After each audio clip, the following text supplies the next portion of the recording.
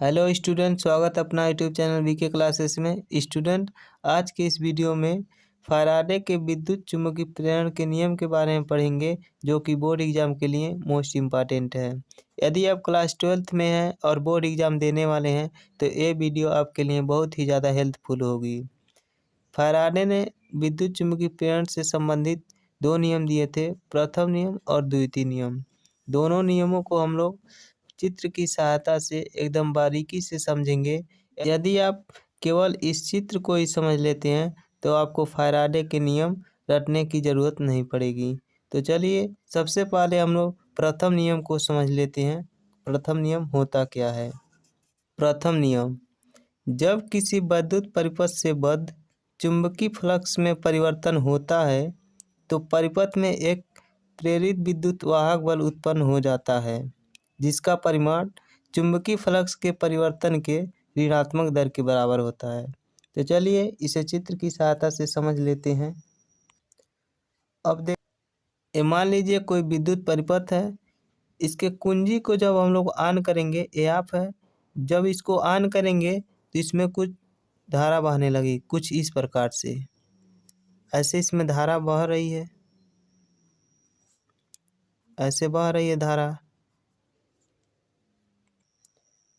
कुछ इस प्रकार से क्या बह रही है, तो धारा बह रही है। तो जब हम किसी परिपथ में धारा को प्रवाहित करते हैं तो उसके फ्लक्स में परिवर्तन होता है। अब फ्लक्स का मतलब क्या होता है? वैद्युत बल रेखाओं की माप को ही फ्लक्स कहते हैं। जब इसके फ्लक्स में परिवर्तन होगा तो इसके मुख्य धारा के अतिरिक्त एक और धारा बहने लगेगी, जिसकी दिशा मुख्य धारा के विपरीत दिशा में होगी, कुछ इस प्रकार से, जिसको हम प्रेरित धारा या प्रेरित विद्युत वाहक बल कहते हैं। प्रेरित धारा या प्रेरित विद्युत वाहक बल कहते हैं। देखिए ये धारा है, ये प्रवाहित हो रही है तो इसके विपरीत दिशा में एक और धारा प्रवाहित हो रही है, जिसे हम लोग प्रेरित धारा कहते हैं। तो इसका डिफिनेशन क्या निकलता है?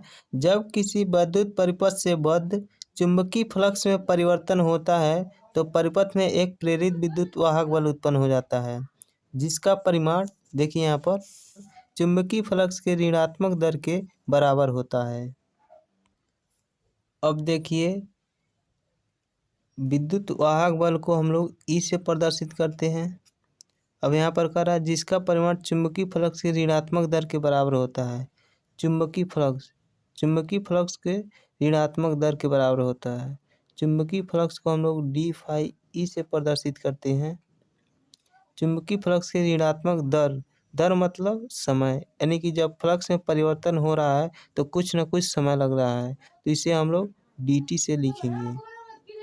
dt से, यदि मान लीजिए विद्युत परिपथ है, यदि उसमें फेरों की संख्या n हो तब क्या होगा? तो यहाँ पर हो जाएगा -n डी फाई ई अपान डी टी।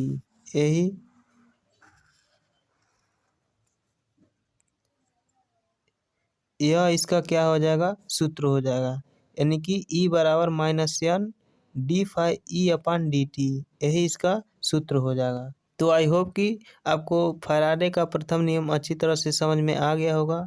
अब चलिए हम लोग द्वितीय नियम को भी देख लेते हैं। चलिए द्वितीय नियम को भी समझ लेते हैं।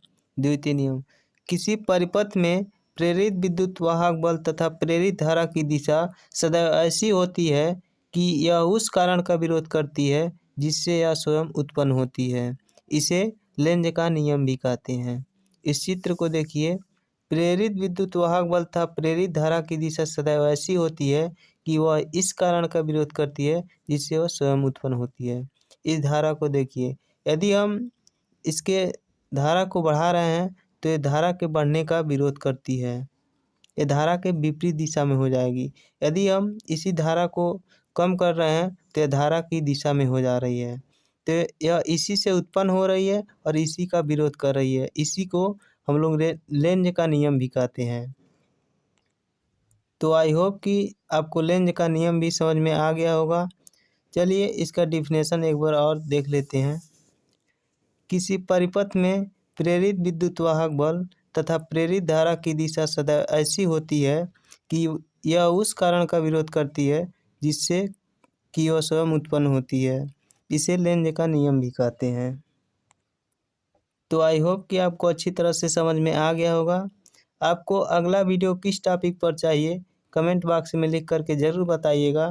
तो चलिए मिलते हैं नेक्स्ट वीडियो में नेक्स्ट टॉपिक के साथ। तब तक के लिए जय हिंद। तब तक आप लोग अपना तैयारी करते रहिए।